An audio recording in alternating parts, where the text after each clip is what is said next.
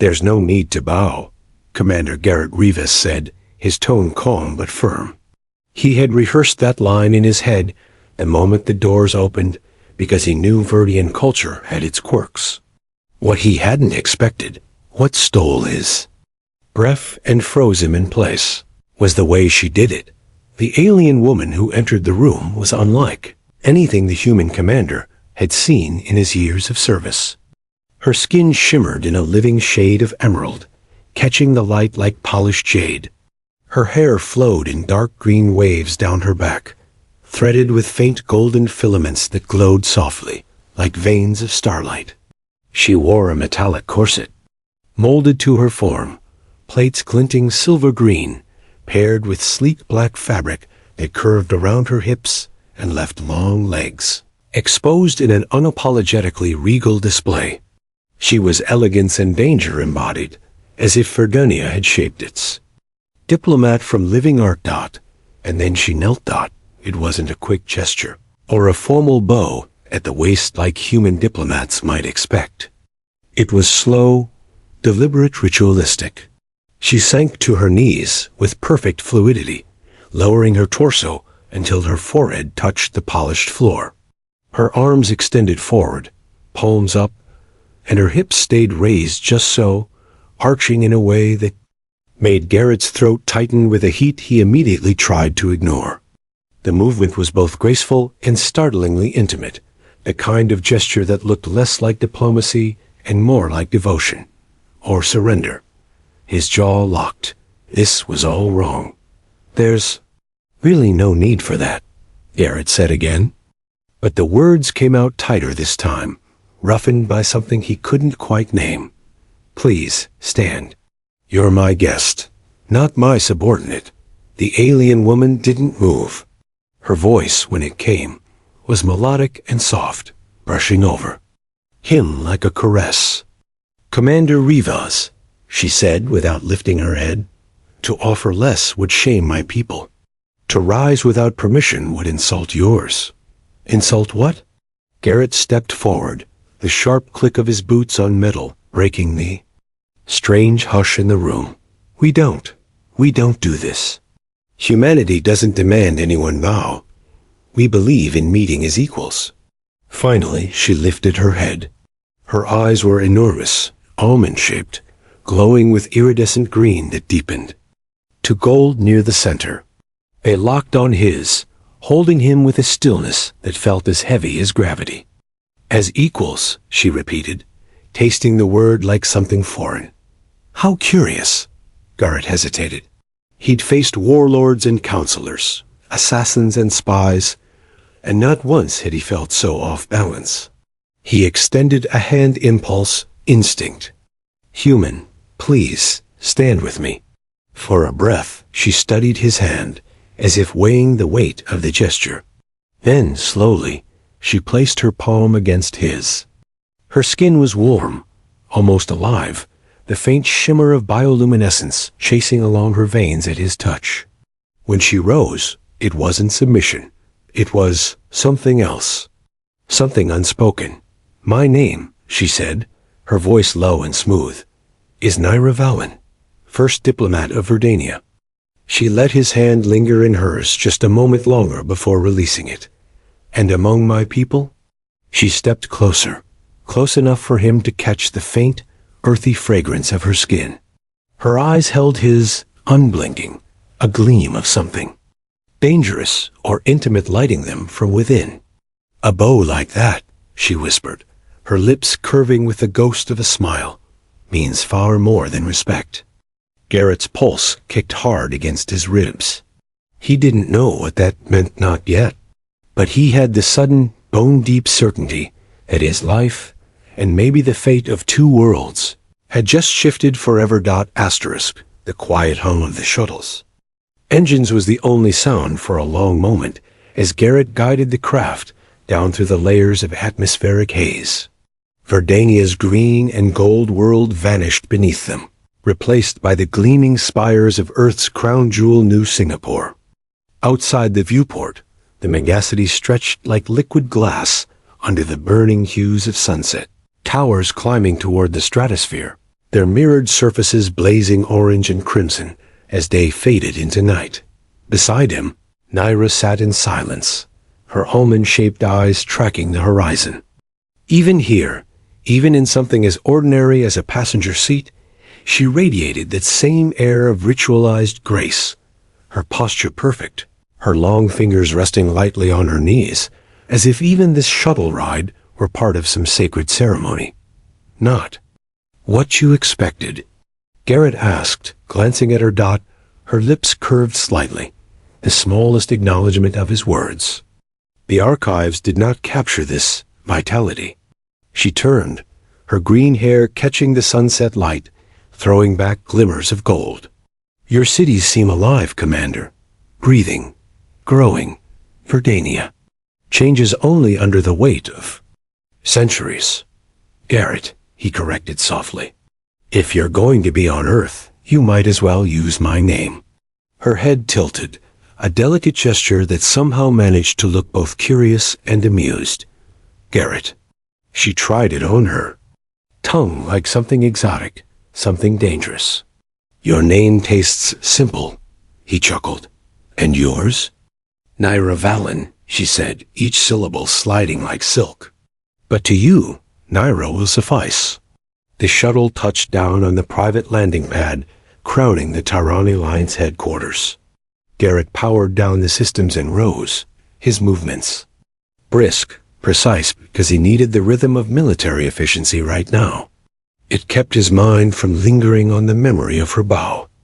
On the whisper that had followed, it means far more than respect. The lift carried them up to the top floors, a steady ascent through walls of glass that revealed a city alight with stars of its own making. Traffic streams like ribbons of molten silver.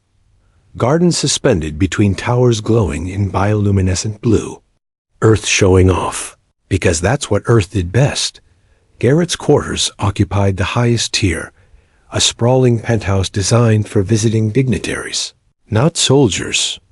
Like him. Floor-to-ceiling windows offered a panoramic sweep of the skyline, glittering now against the ink-black sky.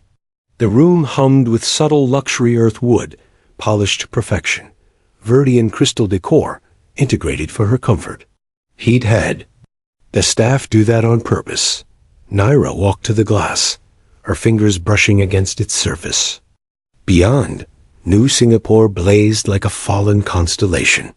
Your world is bold, she murmured, so open, so eager to shine. She turned, the emerald lines of her body catching the soft amber glow of recessed lights. It suits you. Garrett forced a grin, crossing to the console to cue the dinner. I'll take that as a compliment. Should you? Her voice rippled with quiet laughter, the kind that promised a game he didn't know the rules to. They dined near the windows.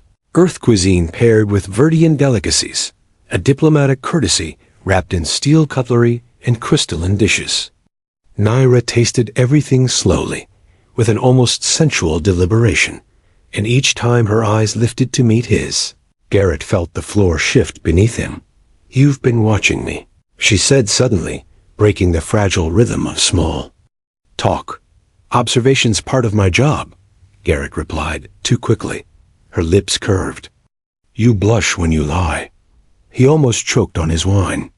I don't blush. You're doing it now, she said softly, leaning closer, her voice like silk drawn over steel. It is endearing. So many contradictions, Garrett. You command fleets, and yet you fluster like an untested cadet. You could demand submission, yet you ask for equality. You speak of strength, yet your gentleness frightens my counsel more than your weapons ever could. Garrett set down his glass carefully, because his hands weren't steady anymore. That's what makes us human, he said, his voice low. True strength isn't about dominance. Then what is it about? Her question hung between them. Fragile as crystal, sharp as a blade. Garrett looked at her, really looked at her, and something inside him shifted. He reached out before he could stop himself, brushing a loose strand of green hair from her face. Connection, he said, For a heartbeat, neither moved.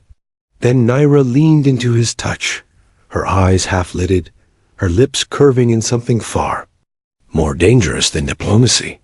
"Then perhaps," she whispered, her breath warm against his skin, "you should teach me more about this connection." The kiss, when it came, was inevitable. Slow at first, then deepening, soft lips tasting of wine and something wild, something that hummed in his blood. Her hands slid up his chest, and his arms closed around her waist as if drawn by gravity itself. When they parted, breathless, Naira rested her forehead against his. "Among my people," she said, her voice like molten gold, "such intimacy is considered a declaration of intent." Garrett's pulse thundered in his ears. What kind of intent? She smiled, a secret blooming on her lips. Intent to bond, to join, to create something new together. Garrett froze, staring into those luminous eyes, realizing in that instant that whatever game he thought they were playing, it had just changed, and it was only the beginning. Asterisk, the morning after felt different, too bright, too sharp, like the universe itself had tilted overnight. Garrett sat at the edge of his bed, elbows on his knees, staring at the sunlight spilling across the floor. Beside him, Naira stretched like liquid silk, her green skin glowing faintly where the sheets didn't cover her. She moved with unhurried grace, a predator utterly at ease, even as Garrett's mind churned with the weight of what they had done. Asterisk. "You're worried," she said without opening her eyes. Her voice had that melodic calm that unnerved him because it sounded like certainty. "I'm thinking," Garrett muttered, rubbing a hand over his face. His cum unit vibrated on the knitstand again, fourth time in 10 minutes. He didn't need to check it to know what that meant. Trouble. Big trouble.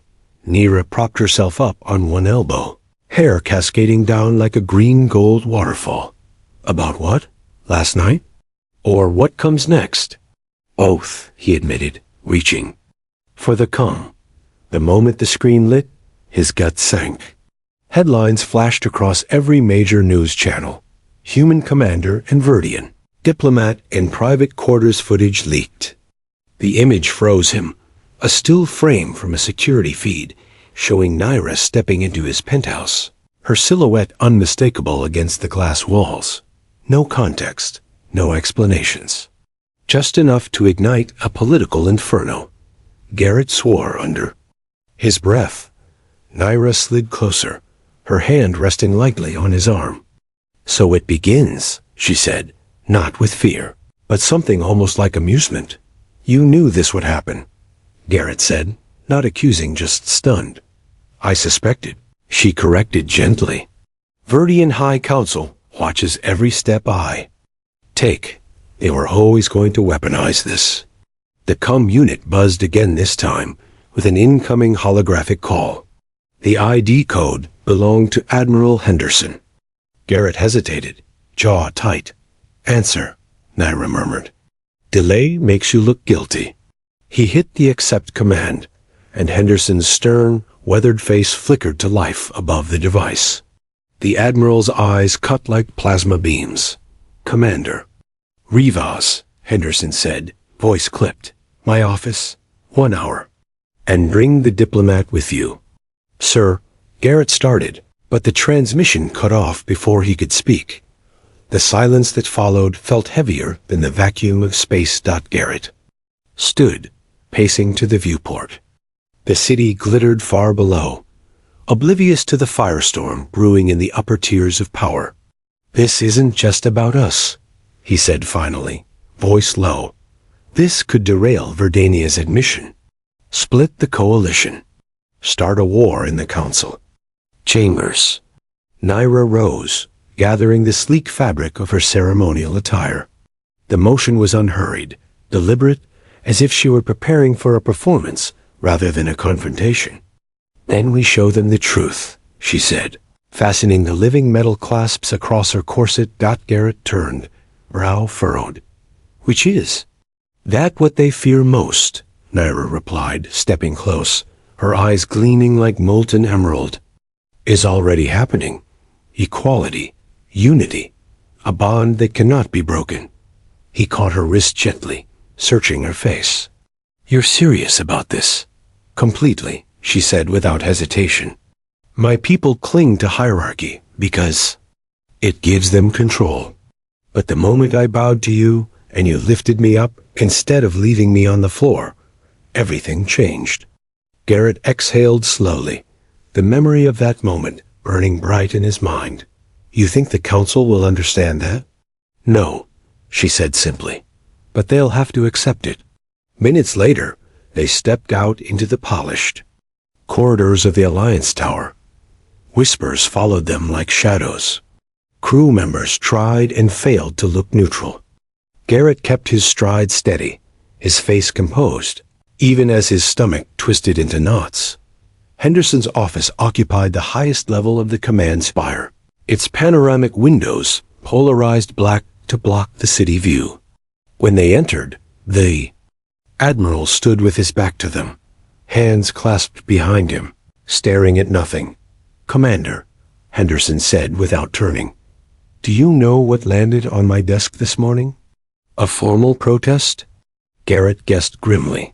The Admiral turned, face like carved stone. "From the Verdian High Council. They claim your conduct constitutes a deliberate attempt to undermine their cultural authority." His gaze flicked briefly to Naira, assessing, calculating. "In their words, a violation of sacred traditions?"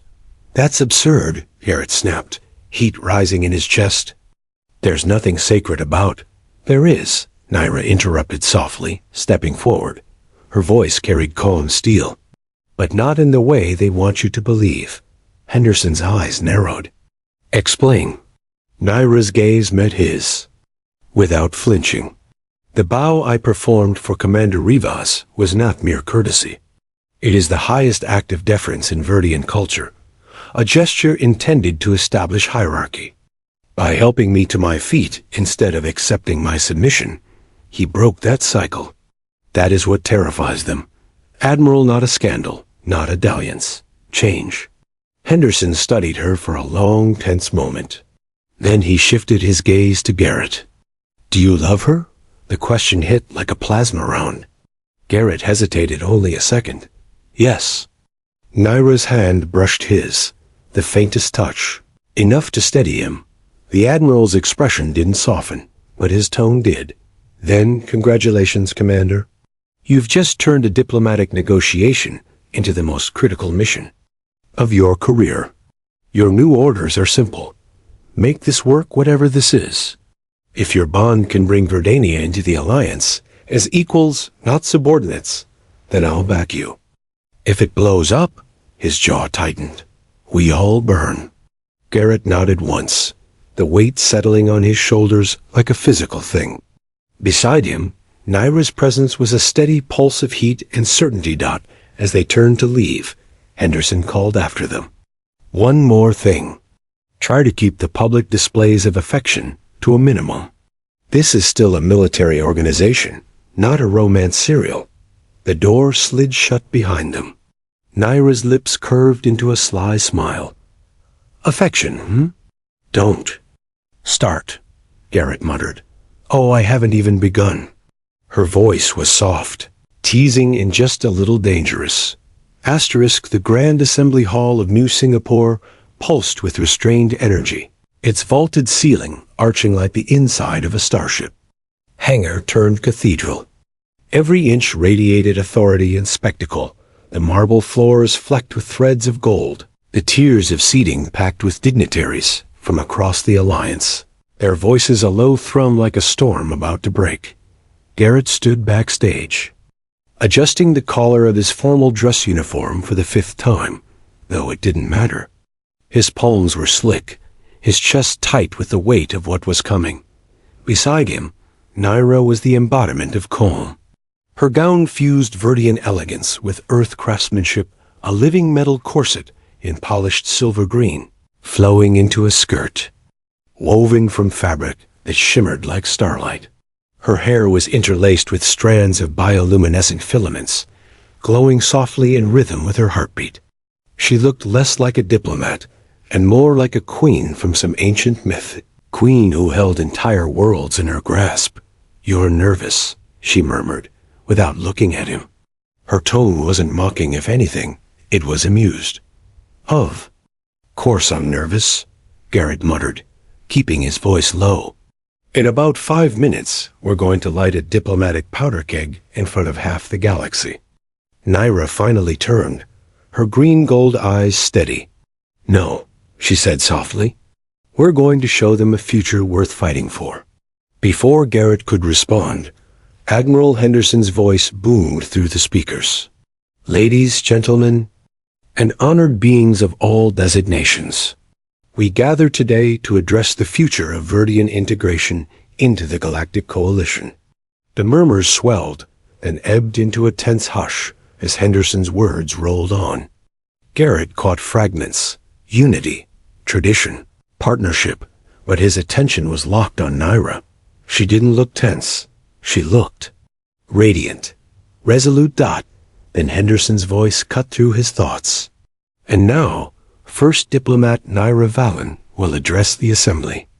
A ripple of movement swept across the hall as thousands of eyes turned toward her.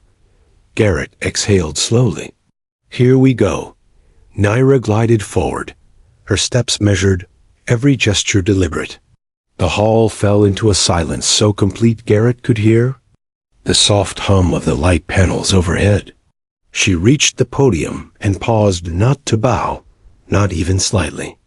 Instead, she stood tall, her chin lifted, her gaze sweeping across the assembly tiers like a blade of green fire. "I stand before you," she began, her voice carrying with effortless strength, not in submission, but in partnership. A ripple of shock moved through the Verdian delegation like a living thing. "When I first met Commander Garrett Rivas," Naira continued, her tone calm but sharp enough to cut steel, "I did what my traditions demanded. I bowed. I lowered myself to show that humanity stood above us, that we accepted our place beneath you. That is how my people have survived for centuries. By bending, by obeying, by clinging to hierarchy." Her eyes found Garrett for the briefest instant and returned to the crowd. But Garrett did something extraordinary. He refused. He lifted me up and said words that shattered everything I thought I knew. "We meet as equals." Gasps rippled through the Verdian tiers. Garrett could see their high council stiffen, faces carved in disapproval. "That moment," Naira said, her voice ringing now like a battle hymn, "is why I'm here, not to plead, not to kneel, but to demand a truth that should have guided us from the beginning. Humanity does not seek servants. They seek partners. They do not demand subjugation. They offer connection." The hall erupted, some voices shouting approval, others condemnation. Henderson lifted a hand for order. But Naira wasn't done. Her next words silenced the storm like a shockwave. "And there is proof," she said, her tone softer now, but with an edge of triumph that sliced through the tension like a plasma blade. She placed a hand slowly, deliberately over her abdomen. The gesture was unmistakable. Asterisk. A collective gasp tore through the assembly. The Verdian High Council surged to their feet, outrage crackling off them like static. One counselor shouted something in their native tongue that translated roughly to impossible. But Garrett stepped forward then, moving to stand beside Naira at podium. His presence was solid, unyielding, a wall of steel behind her fire. He took her hand, lacing his fingers through hers in a gesture that felt as natural as breathing. "Yes," Garrett said, his voice carrying to the farthest tier. "We broke your traditions. We challenged your hierarchies. And in doing so, we discovered something none of us believed possible. Life, born of both our worlds. A child who will carry forward everything we stand for: strength without dominance, unity without submission." The uproar that followed was chaos incarnate. Half the hall erupted in applause and cheers. The other half hurled protests that rang like thunder. But Garrett barely heard any of it, because Naira had turned to him, her green-gold eyes gleaming with a mix of pride and defiance. And in that look, he knew there was no turning back. High above the roar, Henderson's voice thundered for order. This assembly will recognize what has been revealed here today. This is not a scandal. This is the beginning of something greater. The Verdian Council clustered together in urgent whispers, their faces masks of fury and fear. One by one, other delegates began to rise, not to bow, but to stand tall. Silent, powerful, a gesture that shattered centuries of Verdian tradition in seconds. Naira squeezed Garrett's hand. "It's happening," she whispered. "They're choosing to rise." He looked at her and saw more than victory. He saw a future being born before his eyes, a future balanced on the razor edge of hope and rebellion. And deep down, he knew this was only the start. Asterisk, the ancient ceremonial hall on Verdania, shimmered like a dream of starlight. Crystalline arches rose high overhead, glowing with soft bioluminescence that pulsed in rhythm with the planet's living energy. Verdian tradition demanded grandeur in matters of union, and this, Garrett thought, as he stood in the center aisle, was grandeur. Elevated to something holy, rows upon rows of dignitaries filled the tiered seating, their gazes a storm of curiosity, disapproval, and barely veiled awe. On one side, the Verdian High Council sat like carved jade statues, stiff and cold. On the other, human representatives from the Alliance in formal black and gold uniforms. Between them stretched an aisle of polished crystal that reflected the flickering lights above, turning the floor into a river of molten green and silver. Garrett adjusted the ceremonial sash draped over his uniform. The fabric bore both Earth and Verdian insignias, a symbolic merging of worlds, though it felt heavy as chainmail. He inhaled slowly, centering himself. "You've faced warlords and assassins," he told himself. "You can handle a wedding, except this wasn't just a wedding. It was a declaration. A gamble with history as the stake." The hum of Verdian ceremonial harmonics filled the air, low, resonant tones that vibrated through the very bones. At the far end of the hall, the massive doors creaked open. A collective murmur died instantly. And there she was. Naira Valen entered not as a submissive bride, but as a force of nature. Her gown flowed like liquid crystal, cascading in shimmering layers that rippled with each step. The metallic corset she favored had been reforged for this day, its intricate filigree etched with symbols of unity rather than dominance. Tiny points of living light glimmered along her gown, synchronized to her heartbeat, a Verdian tradition reimagined. Her hair was a waterfall of emerald silk, threaded with strands that glowed softly, like captured starlight. She walked alone. No attendants, no bearers of dowry or symbols of ownership. That, too, was a break from Verdian custom, a deliberate, incendiary break.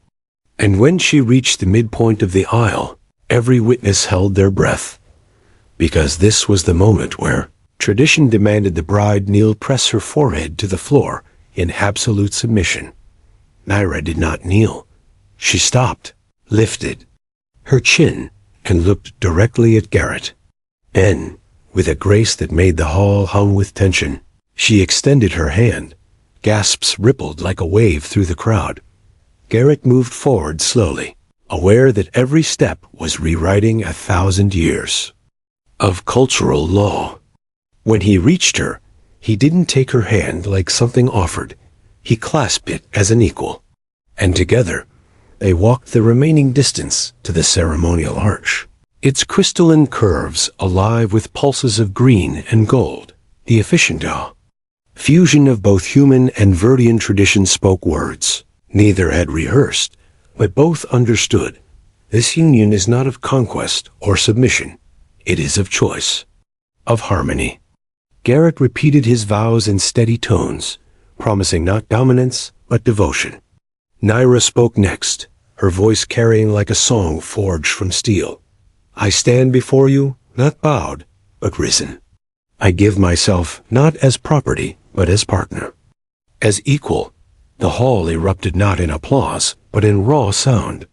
Gasps, murmurs, the low thrum of power shifting in real time. And then Garrett kissed her. It was a human tradition, foreign to most in attendance, but Garrett didn't care. He drew her close and kissed her under the crystalline arch, sealing their bond with a gesture so simple and so shocking that the Verdian delegation froze in collective disbelief. Cameras flared. Somewhere in the human section, someone actually cheered. As the crowd dissolved into chaos, Garrett guided Naira away, through a side corridor veiled in curtains of bioluminescent vines. They slipped into a private balcony, overlooking the shimmering Verdian forests. The 3 moons hung above, like silent witnesses, their pale light mingling with the glow of living crystals. Naira leaned against the railing, her gown trailing like a river of stars. You looked nervous, she teased softly. I wasn't nervous, Garrett lied, loosening the collar of his uniform. Just trying not to cause an interstellar incident. Her lips curved, slow and dangerous. And yet you kissed me. Before half the galaxy. That's not an incident, he murmured, stepping closer. That's a promise. She tilted her head, studying him with those molten green gold eyes. Then her voice dropped, softer than the night wind.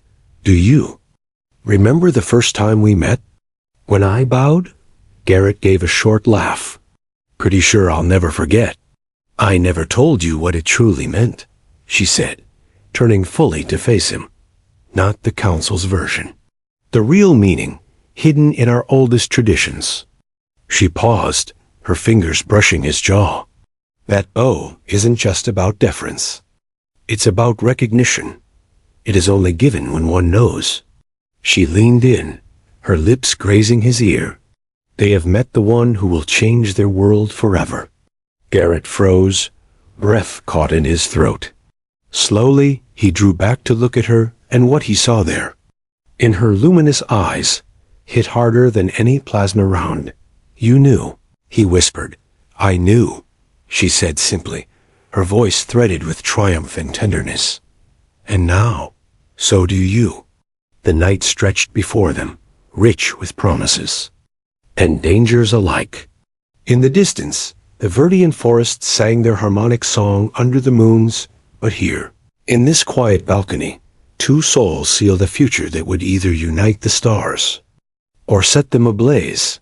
Asterisk, the medical suite aboard the Terran Alliance research station gleamed with sterile light, every surface polished to mirror brightness.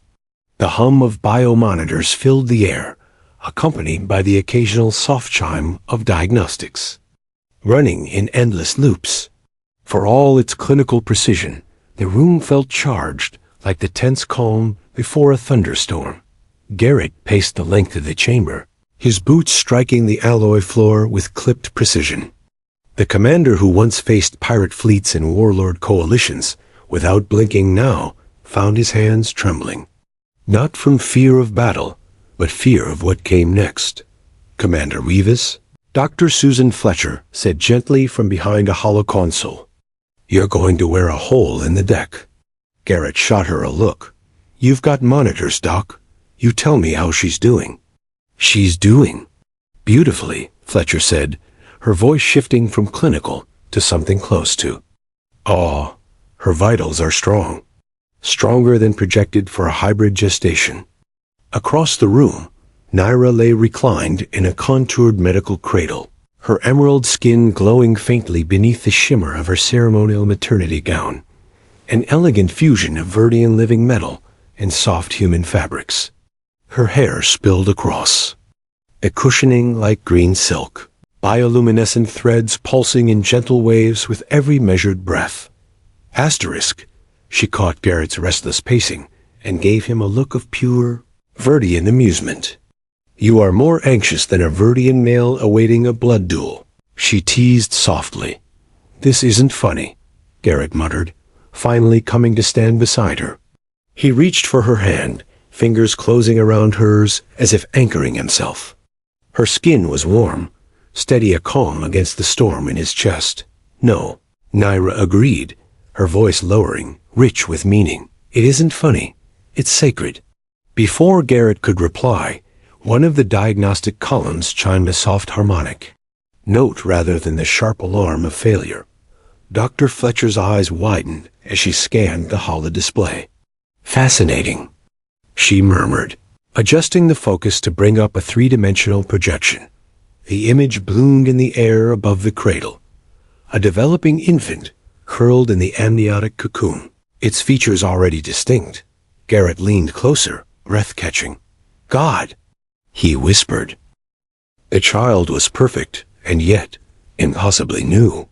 Its skin shimmered in soft tones of pale green, threaded with golden undertones, as if Verdian and human pigments had danced and fused. The hair, dark with glimmers of green, framed a face that looked achingly familiar and utterly alien. But the eyes closed for now hinted at depths Garrett couldn't imagine. "Integration levels are off the charts," Fletcher said, her voice hushed.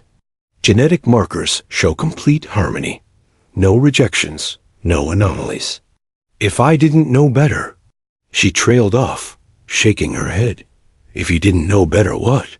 Garrett demanded. Fletcher exhaled. "I'd say this child isn't just a hybrid. She's an advancement. Her genome is pulling traits from both species and optimizing them in real time. It's like evolution with intent," Naira finished softly. Her gaze remained fixed on the hollow image, her hand tightening around Garrett's. "Verdian. Archives spoke of this as Mytha Union Child, who would unite what was divided. We believed it symbolic, a story for dreamers." She turned her eyes to Garrett, luminous and fierce, but it was prophecy. Garrett swallowed hard, words failing him. He bent and pressed a kiss to her temple, whispering, "You're incredible." Naira's lips curved faintly.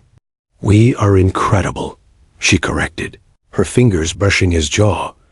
Before Garrett could respond, the soft glow of the hala intensified. Fletcher's voice broke through.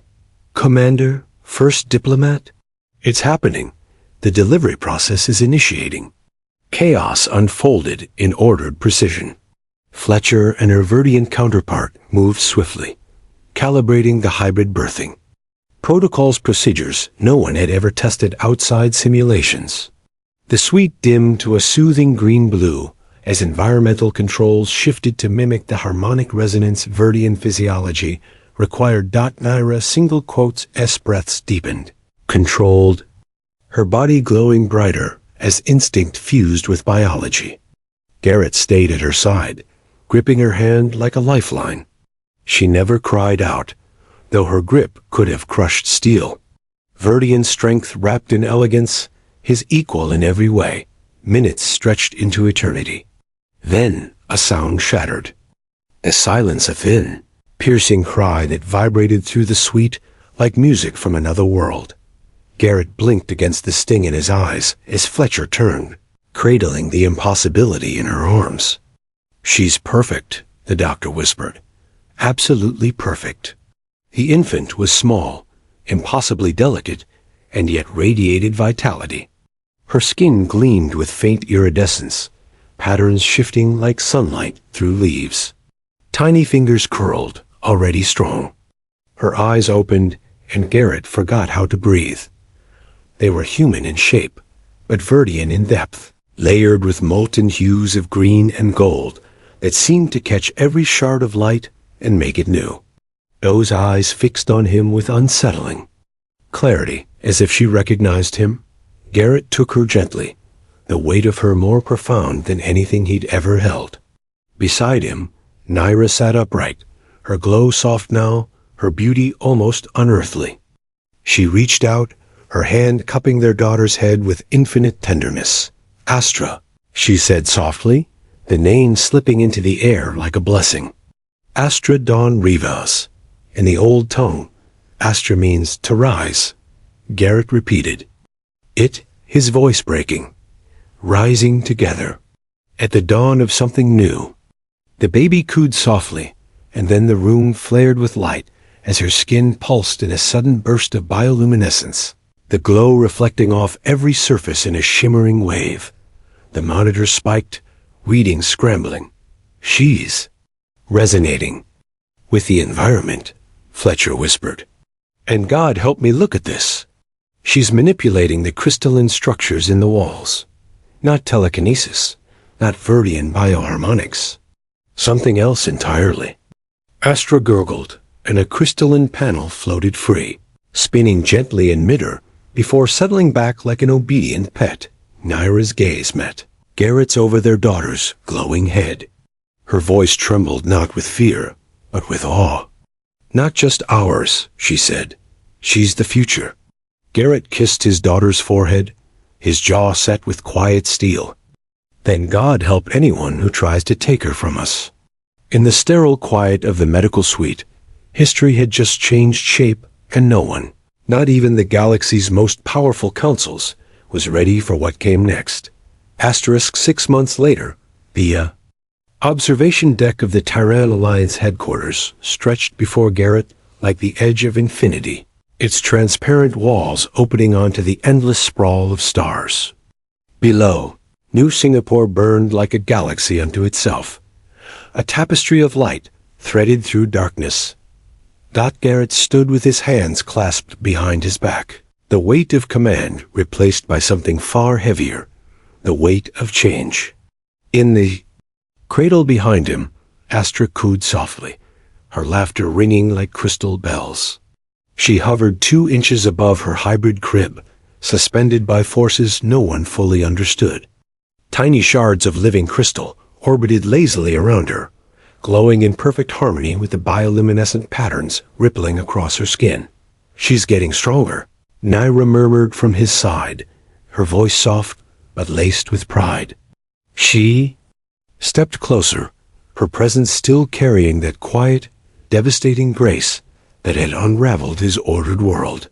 She wore a ceremonial gown today, part diplomatic necessity, part cultural weapon, its metallic panels etched with new symbols of unity. Garrett glanced at the baby again.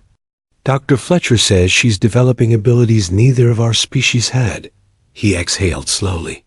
Verdian harmonic manipulation. Human spatial reasoning. Combined, amplified. She's the best of both worlds, Naira finished, rushing her fingers along the edge of the crib. Astra gurgled in response, and a burst of soft green light shimmered across the room, refracting like stardust. Reports had been flooding in for weeks. Hybrid unions registered across Verdania and Earth, hundreds of them, many inspired by Garrett and Naira's defiance. The Verdian High Council had fractured under the pressure of a cultural uprising. Old laws were burning in the fire of a bow. New order. And yet, with progress, came unease. Some feared Astra. Some wanted to worship her. Others whispered about control, about weaponization. Garrett had heard every argument, every warning. He didn't care. Because when Astra's tiny fingers curled around his, glowing faintly in response to his touch, all the politics in the galaxy meant nothing. She's going to change everything, he said quietly. She already has, Naira replied. Garrett turned to her then, studying the woman who had once knelt before him in an act of ritual, submission, an image that still burned in his mind like a brand. That first day, he said slowly, when you bowed, you told me it meant more than respect. What did you mean? Naira's gaze held his, deep and luminous as the Verdian seas. For a long moment, she didn't answer. Then she stepped closer. So near he could feel the warmth of her skin, smell the faint scent of crystalline blossoms in her hair. In the oldest Verdian traditions, she said softly, that bow is never given lightly. It is a vow hidden in plain sight, a recognition of the one who will shape the tides of destiny. Her hand lifted, tracing his jaw, her touch reverent and tender all at once. When I bowed to you, Garrett, it was not submission. It was prophecy. It was me saying, you will change my world forever. Garrett stared at her, the truth sinking into him with the force of a supernova. You knew, he whispered, voice raw. I knew, she said simply, her smile curving like starlight. And now, so does the galaxy. For a moment, neither spoke. The weight of history, the wars fought, the traditions shattered, the child, glowing softly between them, pressed down like the gravity of a collapsed star. And then Garrett pulled her close, their foreheads touching, their breaths mingling in a silence that spoke louder than words. Behind them, Astra giggled, and the entire deck flared with green-gold brilliance as living crystal bloomed across. The walls, shaping itself into patterns neither human nor Verdian had ever conceived. The doors to the deck hissed open, and Admiral Henderson entered with a face carved from iron and awe. He held a datapad tight in one hand, as though afraid it might dissolve into light. You'll want to see this, he said gruffly. The Bureau just confirmed it. In the past quarter, over 500 human Verdian unions have been registered. Dozens of other species are opening negotiations for compatibility treaties. Whatever this is, it's spreading. Garrett glanced at the datapad, then back at Naira, then at their daughter Astra Dawn Rivas, glowing in her crib, tiny hands, reaching toward the stars. This isn't just spreading, Garrett said, his voice low, certain. It's beginning. Henderson's stern mask cracked into something like a smile. Then you'd better get ready, Commander. Because you just rewrote galactic history with a kiss. Naira laughed softly, sliding her arm through Garrett's. Not a kiss, she corrected, her voice a song threaded with steel. A promise. Garrett looked out through the viewport, the galaxy sprawling vast and unyielding beyond. For the first time, it didn't feel cold. It felt alive, shaped by love, lit by possibility, and guarded by the tiny, glowing miracle cooing softly behind them. They stood there, the three of them warrior, diplomat, and child bathed in starlight, and the shimmering glow of a future no one had dared imagine. And so the bow that once symbolized submission became the spark that forged a revolution, a story whispered across the stars, of a love that bent no knee, but stood unshaken against the weight of tradition, a love destined to rise, not the end.